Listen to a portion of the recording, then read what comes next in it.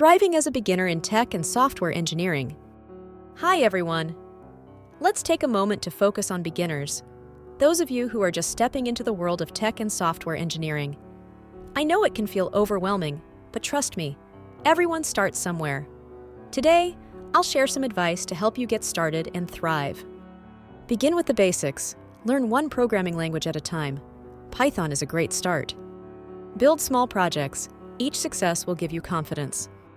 Set aside time daily, even if it's just 30 minutes, to code or study. Progress compounds over time.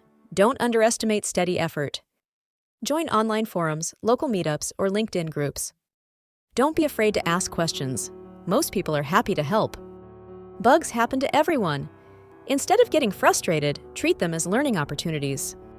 Celebrate solving problems, no matter how small they seem. Learn problem solving and critical thinking alongside coding. Create a portfolio with projects that showcase your skills.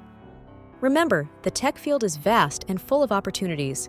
Keep learning, stay curious, and most importantly, believe in yourself. You're capable of more than you know. Let's make this journey rewarding.